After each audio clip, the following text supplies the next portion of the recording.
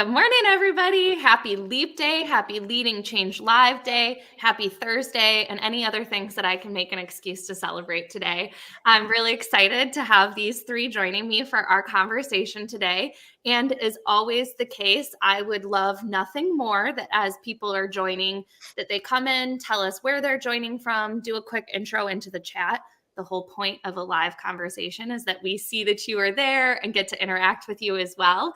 But while we're waiting for people to join and get going in the comments, I want to do kind of around the room introductions for everybody before we get into our conversation about really meeting the changing and rising expectations of policyholders within the industry.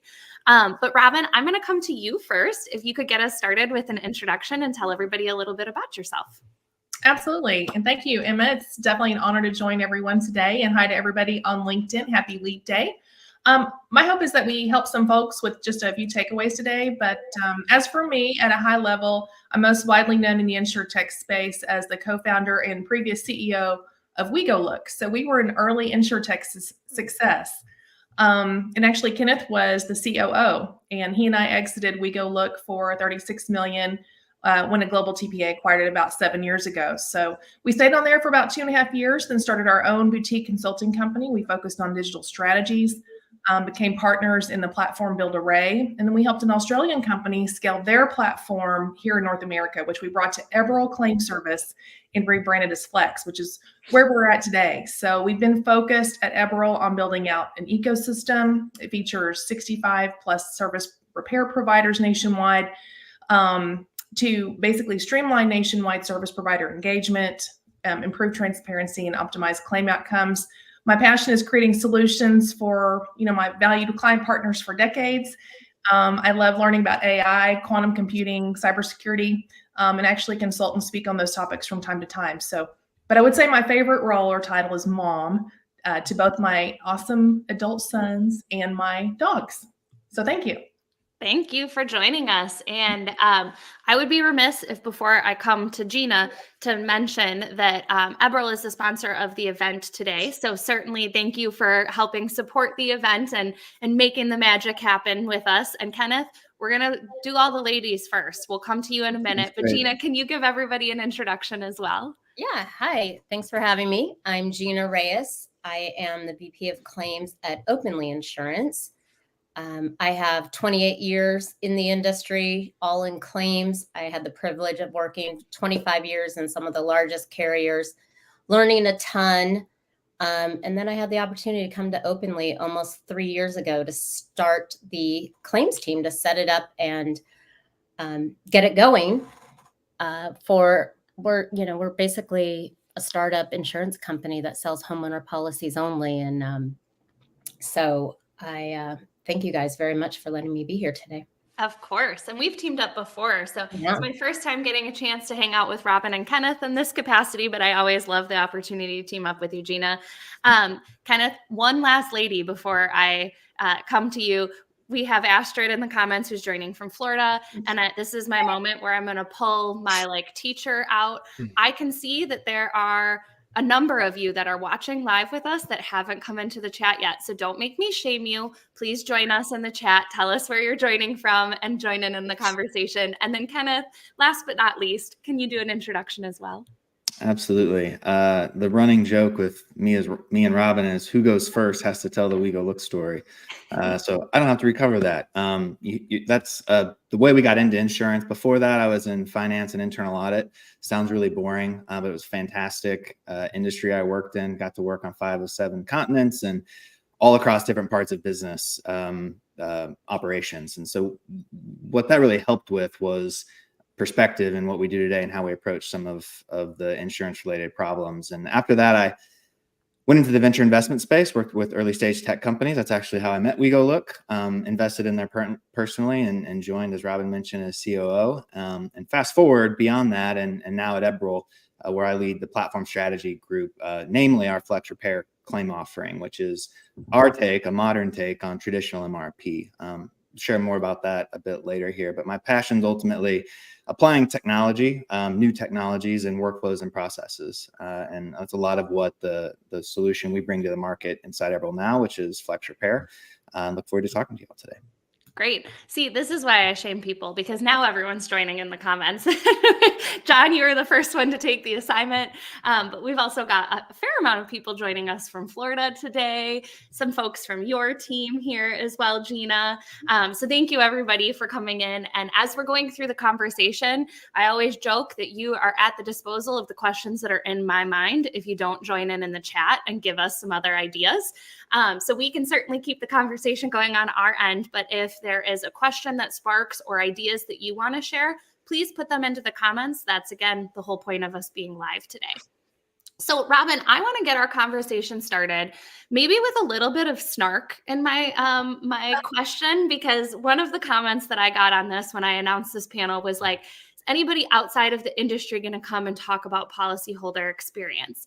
And I don't think that us being in the insurance industry like unvalidates our experience as policyholders. I don't know if the unvalidating is the right way to say it, but I think that there's still truth to the fact that we all are policyholders and have our own experiences. And so as we were prepping for this conversation, we talked about an experience that you've had recently, how it kind of opened up your eyes to what the policyholder experience maybe should be versus what it is. So would you mind getting us started with telling that story?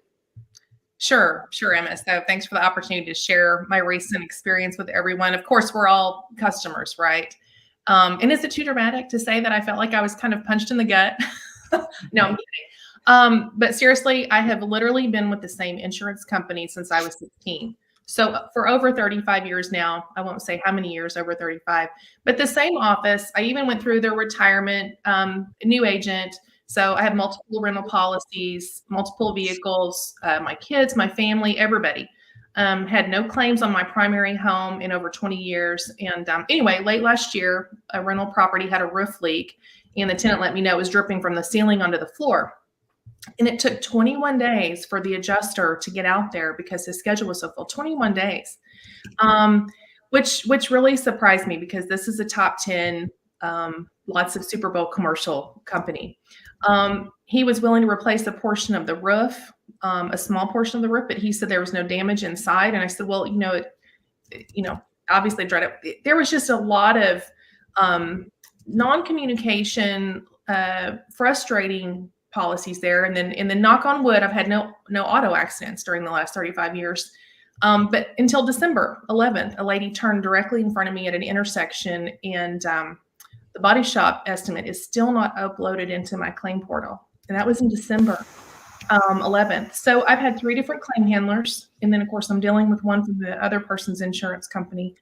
The winning app has no relevant information regarding next steps or timelines. So I think just as a customer, I feel distressed, but even more so because, we've been working for over a decade to help claims departments assist policyholders, right, with communication and expectations. I just feel like it could be managed better, and I've been really surprised, and honestly, I kind of feel somewhat abandoned. So, I know that sounds silly, but I'm a very loyal person, and so it's like, okay, I just feel distressed, and I'm sad. I don't feel like they're in my corner, and I've been a very good customer for a very long time. So I think that's like I'm sorry that you're having that experience. Yeah. And I've seen a couple of these posted recently. I know like Lisa Wardlaw had an experience that she very publicly shared as well with like an auto accident. It's been almost a year and her car is still not repaired. And like, it's bad when people who are in the industry who understand the challenges are having these experiences and feeling the need to share them. And so what I want to do now, one, kind of start off with the snarky part of like, we understand what being a policyholder means, but also share that experience of kind of the stage that we're coming into this conversation with. But now I want to focus on maybe how we do better and what that looks like, as opposed to just focusing on where we like the opportunity from the negative side, I suppose. So Gina, I want to come to you and talk through like, what have you seen when we look at policyholder experience and like the expectations that people have? What have you seen with your policyholders in terms of like shifts of that over the course of your career? And what are people really looking for from you and the team at Openly? Yeah. So I came to Openly in 2021, just post the core of COVID. And during that time, I think the industry changed a lot and customer expectations changed a lot. And when I came to Openly, our first thing we thought of is this, we got to close our claims fast. That's what customers want. Well, we have found that our customers don't really care so much about the speed of resolution, but more about how fast can they get their home back in pre-existing condition. And also just really about setting proper expectations up front. I mean, this isn't new and it isn't groundbreaking information here, but our customers we sell a premium insurance policy. So our customers tend to be a little more, they work a lot and they are very busy people. So when they do have time to actually make the claim, they expect to talk to someone and start that process and understand what the next steps are, because they don't have a ton of time and connecting with them can sometimes be difficult. So we really make sure that we contact customers quickly and set expectations and learn what they need from us. Like, what are their expectations? How do they want to communicate with us? They also they aren't looking for money. They don't want that check. They want to understand the process. They want an education from us. And we hire very experienced adjusters. And that is exactly what they do, is they spend a lot of time with our customers, educating them on how to do repairs, how to work with contractors, how to avoid having this happen in the future, And so it's been very interesting, very different than what we were used to maybe 10 years ago in the industry. And we also really try to be flexible on how we communicate with our customers.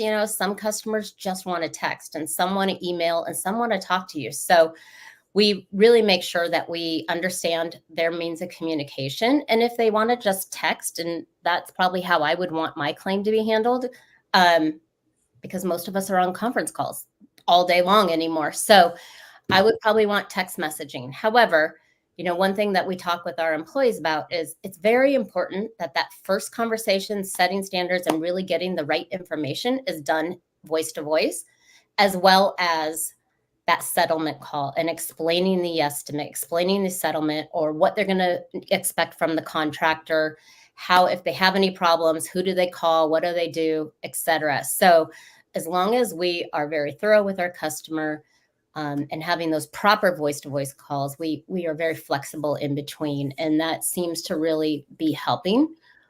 We also, 10 years ago, even 5 years ago, you make a claim, you get a call from your adjuster, the adjuster comes to your home. Like, that was the expectation. And I think COVID really helped change that and really helped people accept alternative inspection methods and doing a lot more digitally. So now, we don't send a lot of field adjusters out, but we do what the customer wants, but we give them great options. And we are able to use technology to help us with inspections or alternative inspectors or drones. And that really speeds up the process for the customer. It also is a lot less inconvenient for the customer. And it's a lot less expensive and easier for the insurance company as well. So it seems to be a big win for both the policyholder and the insurance company. Yeah, and this comment has a lot to it, so it's going to be kind of like a little bit of an eye chart for everybody. But John was basically saying that over the course of his time within the industry, he's seen a shift from maybe quality to quantity in terms of like touch points with the customer, and that might be leaving a gap. And so it's like your feedback on, it may sound simple. Simple doesn't always mean easy, and simple doesn't always mean that we're doing what we should be doing. And so I think that that's a really important piece for us just to recognize that, like, how and where and how often we communicate is a pretty essential part of this entire value chain. And you mentioned, Gina, some of the tools that you guys are using, but Kenneth, now I want to dive into, from your perspective, like, how do we facilitate that partnership between the policyholder and the carrier, maybe even starting far beyond the claim? Like, what does that process look like from quote to claim? And kind of, can you paint that picture of the ideal partnership for us? Yeah, I think one piece that's really interesting, and you you commented on it, Gina, is that the expectation is no longer transactional. It's not I'm paying you a fee, and then someday when I need a check for the damage I might incur, whether it's my home, my car, or something else, you pay me and I go get it taken care of. It's much more the expectation of service, which is natural, right? There's better service in every industry, and I think that's where we're feeling that. But if you look, and I don't have a lot of experience in the underwriting side, more claims, but if you look at the evolution there, and I'll look at this from the policyholder perspective, used to be you just had a drive-by. And if you had a standing house, not a lot of obvious disrepair, you were the proud owner of a new policy, right? Now it's much more involved and complex. It's a whole host of different data points that get used, verifying the roof age, prior losses, even how resistant a home may be to certain loss types. And that's really where the advent of what I would say the partnership on the insurer and policyholder side began, because it was, what can we do to make this a more attractive loss and prevent potential risk in the future? Take the example of, and this is an old one, but monitored alarm, right? You got a discount for that. Well, now there's discounts for things like hurricane resistant construction or home hardening in California, right? Out of the fires, it's, well, here's the measures you can take to either qualify for a policy or get a better rate. And then even more recently, and this is maybe less traction, but IoT, it's in the early stages. How do we get smarter about detecting losses and then mitigating them, right? Things like leak detection, turning off water when a leak is detected. And that's a partnership, right? Because it's the homeowner needing to take action in exchange for often discounts and obviously mitigating risk on the backside. But if you look into the claims side, it really began with cost control from the carrier side, right?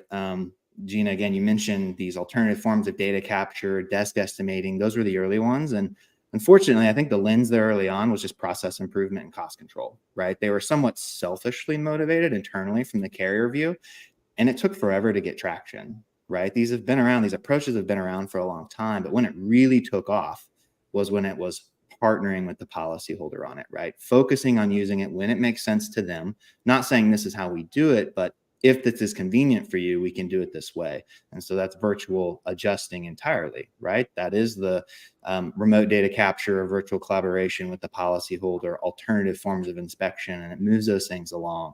Now it's the expectation, right? The level of customer service has to be heightened. I mean, we're consumers on the claim side, and we work with Amazon and banks, and virtually any large retailer has fantastic customer service. And so that's another area where there's the expectation.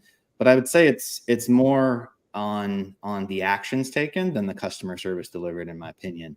And that's where we've got a lot more opportunity. So again, Gina, as you mentioned, consumers don't just want the check, right? They want their home returned to a pre-loss condition or their vehicle, right? And they don't want to necessarily get the money and go sort that out. But that's long been the expectation, or at least the only deliverable from many carriers. And we're starting to see that change. EMS is probably where it's changed the most. And you use that as an example and kind of see how that actually plays out through the claim process. Well, many policies clearly put the onus on the homeowner to mitigate a loss, yet policyholders maybe don't even know that. And so when the loss happens, they call and want help.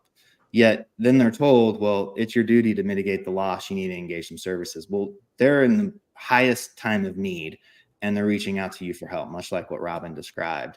And that's the best time to give that level of customer service. Well, you need to connect them with trusted vendors that can get out there and do the work. That's being helpful, right? Getting it mitigated. And it's a partnership because it's actually good for the carrier, right? It's been shown that if you can mitigate the losses up front, it's good for the carrier in the long run. Some carriers, even some clients of ours on Flex Repair, they've gone as far as to say, we'll even give a discount or we'll pay for it, even if it's not covered under the policy, because in aggregate, across all of our claims, we're better off if we help our policyholders mitigate the loss. And I think that's more of that partnership approach. So much like on the front end, when you're binding a policy, now there's partnership on the back end to say, well, how do we work through this loss together in the best way that's mutually beneficial for both parties? So I want to get to Gina. I want to come to you and talk through an example of kind of how this played out in your world. But before we do that, Jim made a comment in the comments. Imagine that talking about how like the alternative inspection methods are becoming commonplace, but sometimes managing like the quality is a challenge and can be frustrating. I'd love to get a little bit of your insight on that process because I know that obviously this is something you mentioned that you guys do a fair amount of. Could you touch on that quick before we talk about the partnership side? Yep, we are here, Emma, because I'd made myself a note. I'm like, respond to Jim. So hi, Jim. So I totally agree.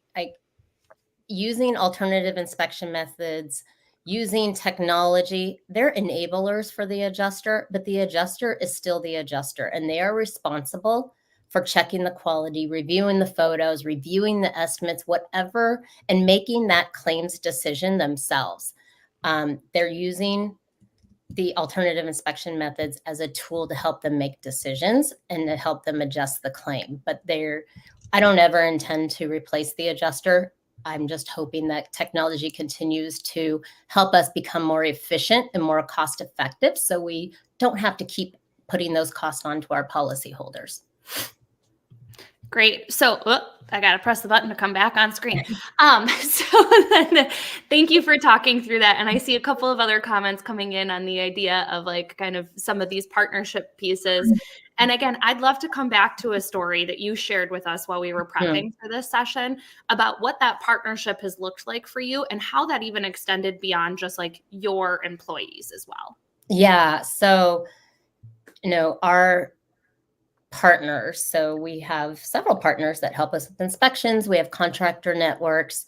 They're very important. And as far as our policyholders or even our agents are concerned, they're an extension of Openly. They are representing Openly. And so we are very selective on who we work with. We're not looking for necessarily the one that's going to help us save the most money. We need those partners that care about our customers as much as we do and can provide quality service. So recently, back in January, last month, I guess, we had the winter storms. And this story came across my desk a couple weeks ago that after hours, one of our vendors, a water mitigation vendor, went out to a customer's home. And this customer was on hospice and the home had so much damage. It was after hours, so we weren't around. There was no power. There was no water. This person was in hospice, so they were on tubes and stuff to keep themselves alive. So this contractor of ours helped the customer, checked him into a hotel and said, I'm going to pay for up to 4 days of your hotel for you. You can't live like this. But if your insurance company doesn't cover it, but I will call them in the morning and let them know what we have done. And so he called us. I mean, I just couldn't believe that he took that time and was personally going to pay for it. Not even the company, I think just him, the person that was out there. And of course, we took over the claim, and we're going to pay for it. But those are the kind of partnerships and those experiences that really make a difference. And it's just been kind of shocking to me, but we know that we've chosen some really good partners out there. Okay, that I already heard you tell the story, but I got chills while you were telling it again because it's like that's the entire mission of our industry. And those are the stories that I think are really important for us to talk about and highlight because yes, there are unfortunately a big bucket of bad stories that we can talk about and focus on. But I also think the more we focus on some of those ideas of like what that ideal looks like, we will start to see more of that and we can focus on kind of, again, what the mission of our industry is all about. So I feel like we should all like mentally send that guy good vibes for just being a good human as we continue forward. Yeah. So we kind of talked through what the partnership looks like throughout the life cycle, but I do want to take some time because it's me and we're here and we're going to talk about technology. Sorry, everybody, if you didn't think that was going to happen. But I'd love to hear from your perspective, like how do we use technology beyond inspections to enable this type of communication and collaboration across the life cycle? Yeah. So the challenging thing with technology today is there's a lot of tools out there. Right. Actually, I'm going to take a step back. I think first, and tomorrow's, I think, National Employee Appreciation Day. Start there. Put the right team in place that is willing to try, vet, and adopt new tools. I would say that's the biggest challenge because it's not a shortage of tools and options out there, right? They've literally now been there for a decade, and we're just now seeing some adoption of some of the best ones that have, again, been around many years, and they're really changing the claims process. And that starts with internal change. So I'd start there. That also means looking for talent outside maybe the insurance industry. Get outside perspectives inside to the team itself.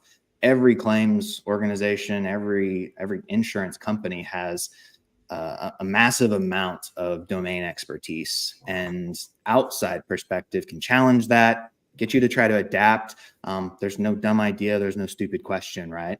And I think different perspectives coming to the table are really the best way to do that. And we've got that in spades inside Eberl. My team directly, most have never been in the insurance space before. They stumbled into it like most, but stumbled into it in the last 5 or 10 years, right? They bring a lot of different perspectives and background. And so I would just make that the first recommendation. Set the company up for success structurally with how you build teams and evaluate tools. Second, the day of the all-encompassing ERP is dead. There's no one system that does everything well, right? That used to be the way we operated. And that's frankly the way claim systems started, right? Some of the longest standing claim systems out there, some of which are now seeing challenges and on the downside or on the downhill, they can't do everything well, right? And so they've got to be interoperable. So find tools that work well with others. Consider core systems that can easily be extended with other tools that aren't closed off. They don't expect you to use everything just inside the core claim system because it has a very straightforward job, right? And that's be the claim system of record. Everything that's customer engagement from chat tools and customer support and portals for them to access information, those are all often extensions of claim systems. So claim systems don't solve your problem, right? You need to consider other options. Same goes for the tools that are in the field, right? Whether that's collaboration with a policyholder, self-service, or capturing data in the field through the alternative inspection methods. Consider what all's out there and trial them. Put them head to head, make a selection, and then partner with firms that are willing to use those as well. So if you're a claims org, you certainly have your own team, but look to partners that are willing to leverage progressive technology as well, that aren't only proposing traditional approaches to you as a client. And so obviously there's a lot of tools that are leading in those spaces, too many to go through and talk about. So I won't talk about any particular one. But I think the biggest piece where there's been a lack of attention is in fulfilling that restoration process. Traditional approach has been MRP, right? And that's really a traditional service model. When you think about engaging another service firm that's going to be a separate point of contact for a policyholder to engage in the repair process and return them to normal. Now they've got multiple parties they're communicating with. Whereas in other ways, other software has been introduced to empower the carrier, right? Make the carrier personnel more effective. And that's the new lens we've taken on our approach to MRP. We certainly support the traditional approach and can manage everything on behalf of a carrier, but we've built an approach to everything in such a way that it's intended to help the carrier adjuster directly. We make it easy to engage the services needed. Even the FNOL team, you don't need to be a claims adjuster to engage the expertise needed, right? If a tree's in a driveway, if a roof needs tarped, we make it very easy for a call center, FNOL service, internal or outside the carrier, to select and get the service out there. Again, beneficial for all parties. It's what the carrier, it's what the policyholder expects, and it's good for the carrier from an indemnity perspective and just service. And then through the rest of the process, all the specialty services that an adjuster needs throughout the process. Much of those are spreadsheets that are referenced or Word documents. Sometimes they're in claim systems. for who you engage in a certain scenario when you need additional information or an outside opinion, say a comparative bid. Those are all ad hoc engagements, not well facilitated inside core claim systems. And that's what we help adjusters do throughout the process. And then, of course, when a homeowner is at the end of that, they understand the loss, the magnitude, how do they get it taken care of? If you've been an adjuster, I've talked to many that say, I get that question, right? Okay, I have the check, now what? Well, you need to go engage a contractor and restore it. And then it can become this back and forth of, supplements and, what we missed. And again, not a good situation for the policyholder. And so we make that available as well, whether the carrier wants to engage with it directly or they want us to manage it on their behalf. It's facilitating that workflow. And so that's where I think the difference is in making it better for the policyholder is, as you said, Gina, what do they want? How can you make it better for them? But then how is it mutually beneficial inside the carrier? And I think that's how you have to evaluate any tool, any new process. How's it good for both parties, not just internal efficiency or indemnity or expense savings, but customer experience and how it can help them return their home to normal. So I could go on an entire rant about how you just came after my heart, Kenneth, but like specifically this idea of total experience, where it's the customer and the employee and adding efficiency is something that I think we need to, as an industry, and probably every other industry, if I'm being frank, needs to start to think about when we think through transformation and how we implement technology. Especially within the insurance industry, I've seen this really disconnected approach to transformation that's either completely customer facing, like we need an app. We need a nice new website. We need all of these things that the customer wants to interact with. And then we need these point solutions that are going to provide ROI. But the communication and the thought process of how that all flows together to actually create that end-to-end experience has been missing, which is part of why when you started and you said we've been doing this for a number of years, I mean, realistically, people started implementing, out of the box core solutions 25 years ago. Well, like those solutions are now old. They now need to be replaced. And we have more information to do it more efficiently now, which I think is that total experience part of it, and really thinking through how information flows and that you're getting a win on both the customer side as well as like the organizational side is really the mindset that people need to adopt moving forward. Before we get to you, Robin, with my last question that I had in my head, we had a few questions that came in from the audience. So I want to take a second just to bring them up. So kind of going back to some of the questions earlier that we were talking about with like virtual inspections. I think it was Astrid that asked this, but what kinds of claims lend themselves to the policyholder capturing that the inspection information with their smartphone?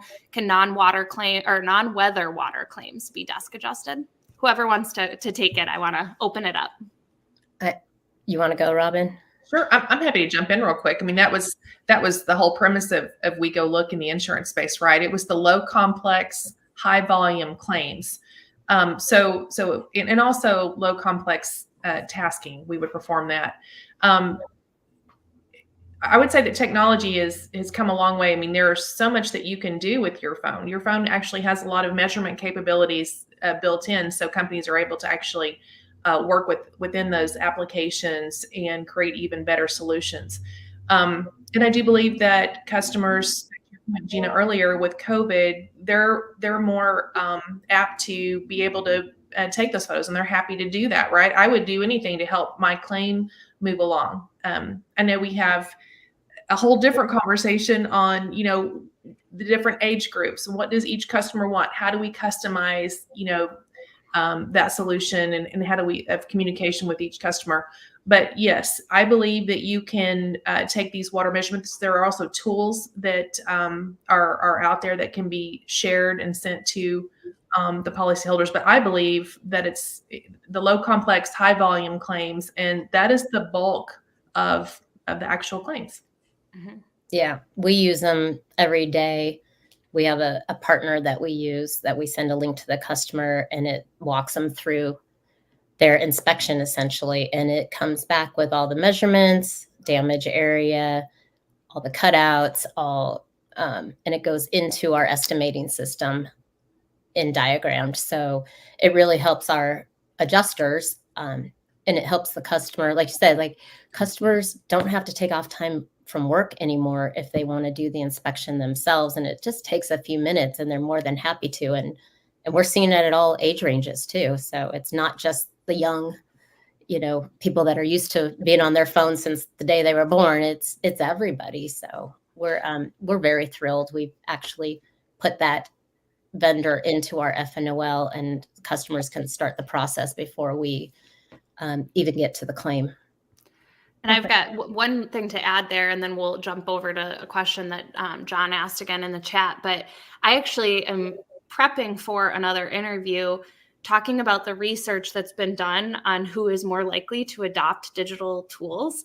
And it's actually not younger policyholders, because they're typically looking for more guidance or feel nervous about the process. And so a lot of times we design these processes for young people, like assuming they're going to be the ones that use it, when really like there's actually a different approach that we should be taking, focusing on building the app for anybody and everybody to use, and then building in these components that help set expectations and communicate more effectively to the younger policyholders that are using those digital tools, so that they have more confidence moving through it. So I think it's always, and that was one of the questions that came in prior to the panel starting, is like, what do we see? And Gina, that was something that you've mentioned when we've collaborated in the past, that you actually see people of all ages using these tools, right? Absolutely. But it's funny because the younger generation, you're 100% right. They didn't grow up fixing everything, and they grew up using technology.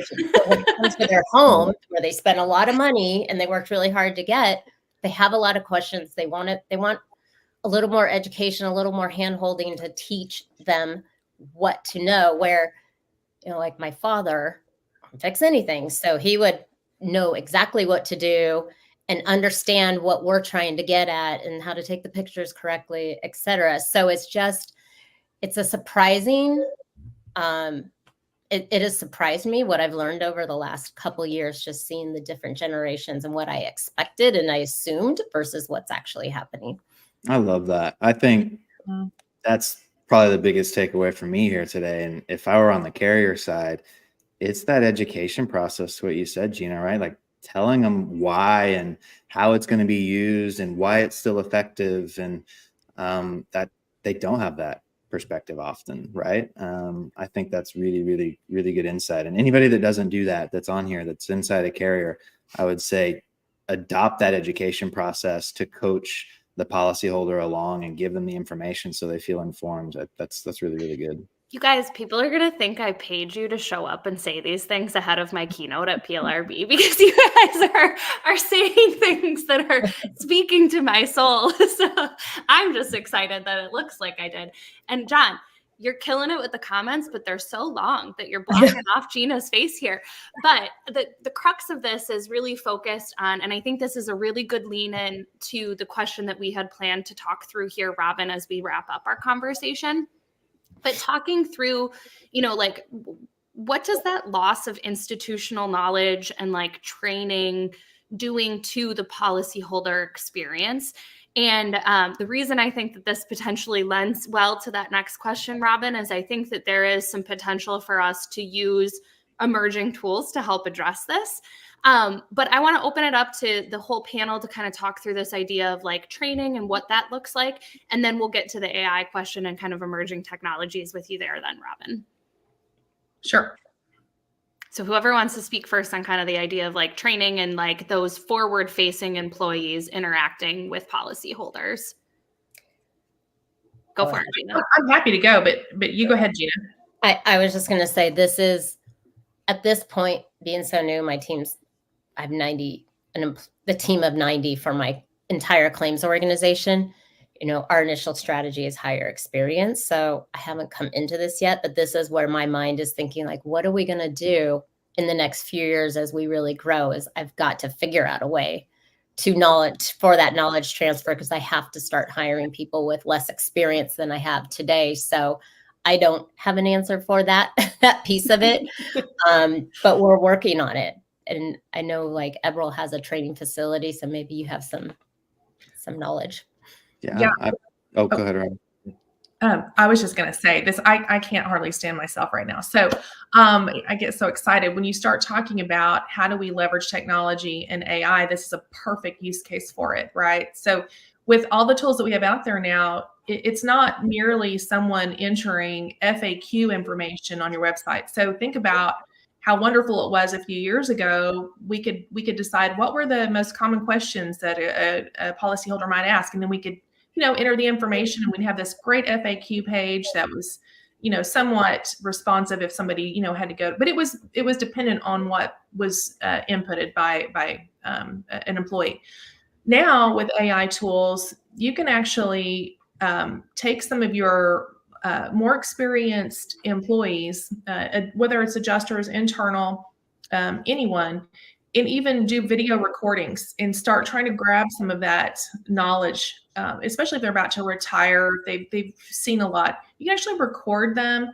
You can put software on people's screens and see how they're interacting with customers. And AI will pull all this information and basically can create a digital twin. So Gina could have a digital twin on OpenLead. It could be a flamingo, or it could be just Gina herself. And so if a policyholder, especially a young one we were talking about earlier, who doesn't know what the process steps are, like they're completely, then it gives them so much more information, and it's so much more responsive and interactive. It's incredible how it can work now. So there's that opportunity to educate not only your policyholders, not only your adjusters, but also your internal team, right? So there's that's super exciting to me. One way to leverage technology right now. Yeah, I'll take the analog side to that for some other things that can be used. And as you mentioned, Emma, or Gina, you did. Eberl does have a full training facility located in actually 2 facilities. And that's where you can get that hands-on experience. And John, I think that's kind of at the crux of your question, right? Is like, there's a lot of brain drain, right? Like, how do we make sure that's passing on, that there's that perspective and knowledge? And there's only so much you can do through shadowing and from an office perspective, right? I think seeing things real, seeing in the training facility that we have in Dallas as an example, walls are cut in half to see exactly how plumbing's ran, hot water heaters, you see the internal workings and what breaks and causes and sources, and roofs that have different pitches and what that means and how it impacts costs and why, and you get to see and feel that, right? Like that firsthand experience, you can't really replace, in my opinion, right? You need to see that. And I think that's why desk adjusters can be so effective today, because most had the field experience, right? They had that hands-on. And so I would encourage to not think you can just train virtually, right? There is that tactile hands-on component. And it doesn't need to be in a training facility. It can be on ride-alongs. Let somebody do that for 3 days, 4 days, a week, 2 weeks. Go in the field and see the reality of how this stuff plays out, because as all the tools get marketed, they're not just like the tools show the losses and how it fits perfectly, right? Everything's a nuance. Claims are extremely messy and challenging, and that's why you need so many different approaches. So be flexible. The other piece I think you said there, John, was I've pulled your comment up here on the side. They are long, but they're good. That bad news can be still a good experience. I was just about to say that. I was trying to find it to pull it back up. It's a great point, right? I've had that personally. We've had that with actually our network being engaged by carriers and going out and talking to the policyholder and explaining that, what this contractor you've engaged to come up with is not correct, and here's why, and it can actually be repaired for this, the comparative estimate approach, or the PA and what they're coming at with different California claims, soot and ash from fires that happened hundreds of miles away, right? And that we can test and show and help them understand that this isn't necessarily something that's even a problem or you need to address. And so, yes, that bad news can be explained in a way that a policyholder can feel good that they're being served in the right way by the carrier, right? No doesn't mean, no, I'm not willing to help you. No, I'm not here for you. It's here's why not. But the next time it happens, for real, you've got a knowledgeable partner in the carrier you're with, and we will take care of you. And I think that's important, Kenneth, is, I've seen a lot of great experiences with customers when their claim wasn't even covered. And that's because we take the next step and deliver something else to them, like education or alternative ways of doing repairs or discounts with vendors or something that you can at least help them. You just can't pay for it. But how do we help them in another way? And that goes a long way. And it's important. Absolutely. Mm-hmm. Well, we've got a whole 10 seconds left on our timer here with everybody. I love to see how active the comments were, and I've been keeping an eye on the crowd, and everybody stayed around for the whole conversation, which is always good news. You guys were captivating. But thank you to the three of you for joining me, and for everybody who joined us remotely and contributed to the conversation in the comments or just by being here.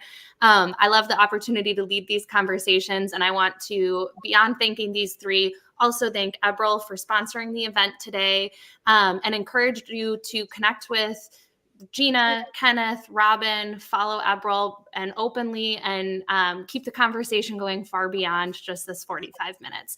But thank you, everybody, and have a wonderful day. Thank you. Everyone.